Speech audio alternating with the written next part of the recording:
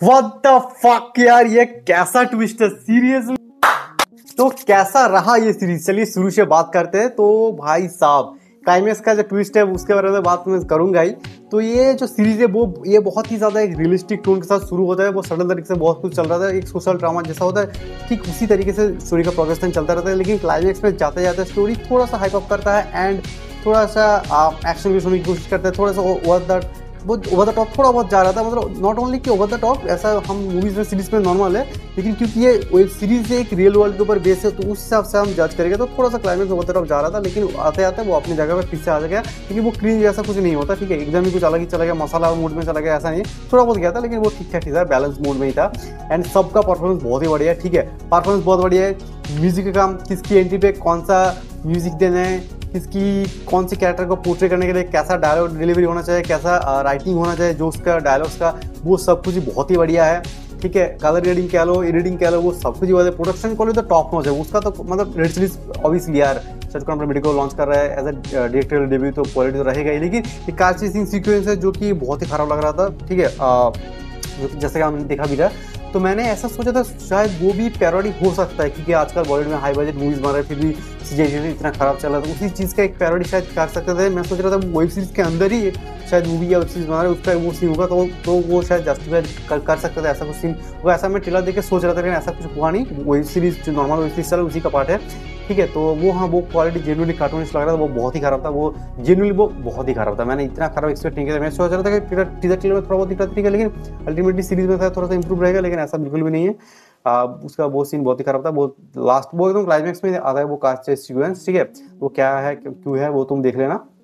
And performance सबका बहुत ही बढ़िया है। ठीक है, एंड सबसे बात यह है कि मैं ऐसा सोच रहा था कि सबका शायद मुंह दिखाई ही करेंगे कि ये वाला कैरेक्टर आ गया, वो वाला एक्टर आ गया, बस कैश ग्रैब के लिए, लेकिन ऐसा बिल्कुल भी नहीं है। हर एक का एक अपना जो टोन होता है, जो वो एक पर्सन है, उसी को एक अच्छे तरीके से पोर्ट्रे किया गया है। एंड हर एक का जगह अपना फील होता है। और ज़्यादातर एक्टर का अपना अपना कोई काम है, छोटे मोटे एक्टर्स से अलावा, जैसे कि नॉर्मली छोटे मोटे एक्टर्स, एक्चुअली बड़े बड़े स्टार्स जिसको उतना ज़्यादा रोल नहीं मिला ऑब्वियसली वो करेंगे ही नहीं। जैसे रणवीर कपूर कह लो, सलमान खान कह लो, शाहरुख खान कह लो, रणवीर सिंह कह लो, इनका बहुत ही छोटा मोटा रोल है। सिद्धांत चतुर्वेदी कह लो, इस सारी चीज़ें, लेकिन अच्छा लगता है। जो आता है ना वो एक रियलिस्टिक फील देता है काफ़ी ज़्यादा। ठीक है, वो बहुत ही शानदार था। एंड डायलॉग्स भी काफ़ी अच्छे दिए गए, जैसे मैंने कहा था।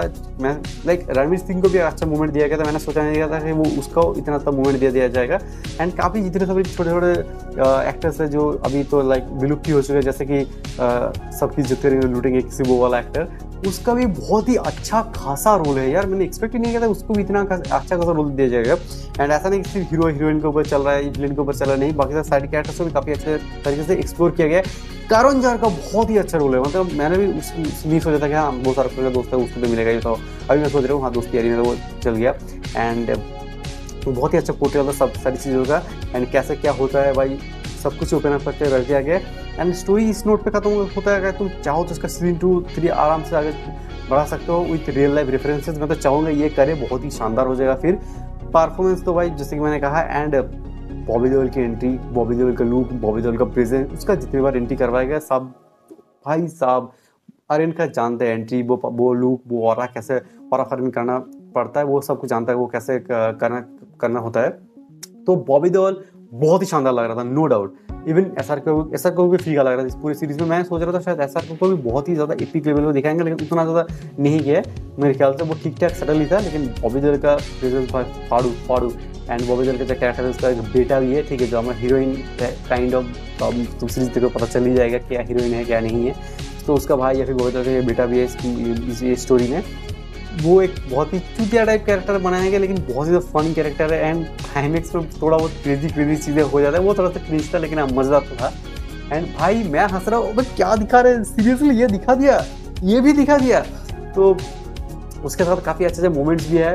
एंड और भी काफ़ी सारे कैमियोज है। एक और एक्टर है जो दिल के बहुत पास है, जहाँ पे बोलता भी है, जो राघव वाला एक्टर है, वो उसका बहुत बड़ा फैन है। तो मैं रेफरेंस के लिए मैं बोला, मैं नाम नहीं ले रहा। अक्खा बॉलीवुड एक तरफ और ये वाला एक्टर एक तरफ, तो इससे तो मैं भी एग्री करता हूँ।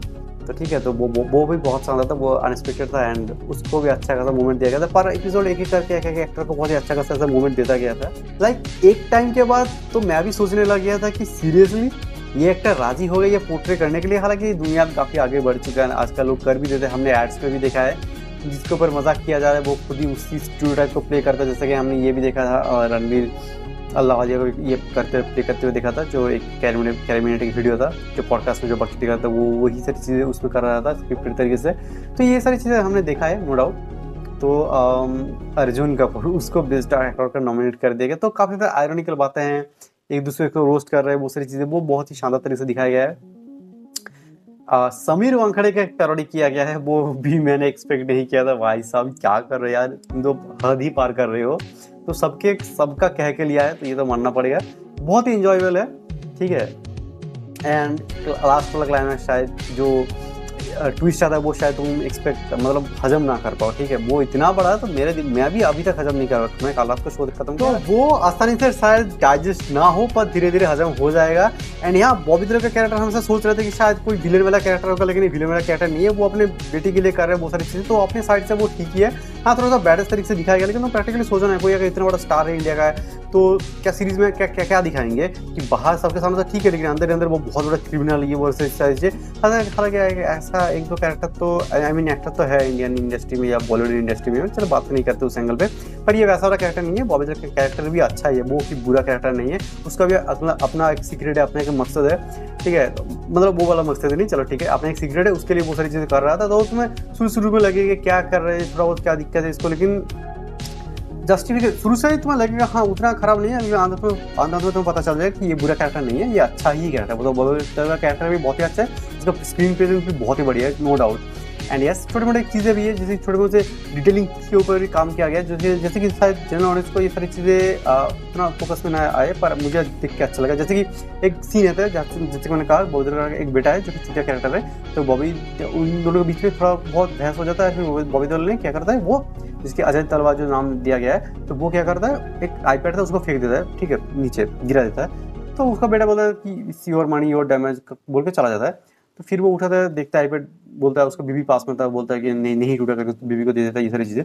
तो तुम सोचोगे इसका क्या रेफरेंस था, इसका क्या मीनिंग था। 1-2 सेकंड 3 सेकंड का सीन को अगर नहीं भी होता तो क्या फर्क पड़ जाता।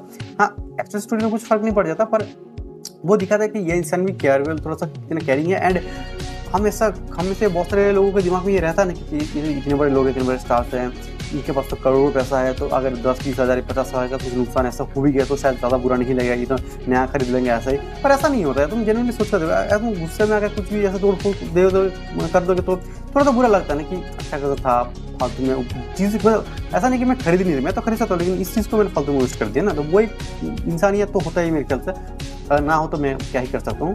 पर ये कब से चीज़ें नॉर्मल है, तो ये सारी चीज़ें दर्शाता है। एंड उसके बाद जो राजा मोदी के साथ आमिर खान के साथ जो एक थोड़ा बहुत क्लास दिखाता है, कॉन्वर्सेशनल क्लास, कि एक जो हम क्या सोचते हैं जो नॉर्थ साइड से होगा उसको नॉर्थ का खाना पसंद होगा, जो साउथ साइड से होगा तो उसको साउथ साइड का खाना पसंद होगा। ऐसा ज़रूरी नहीं है, पर जैसे कि वहाँ पे जो क्लास चल रहा था वो ऐसा चल रहा था कि बड़ा पाव वर्सेस इडली सांभर, जो कि आमिर खान पूछ रहा था सबसे। तो आमिर खान मुंबई से, तो टेक्निकली हमेशा अगर तुम्हें ये कह दिया जाए तो तुम्हें शायद ये लगेगा कि आमिर खान शायद बड़ा पाव का साइड लेगा एंड राजा मौली तुम्हारा इडली सांभर का साइड लेगा, लेकिन ऐसा नहीं है।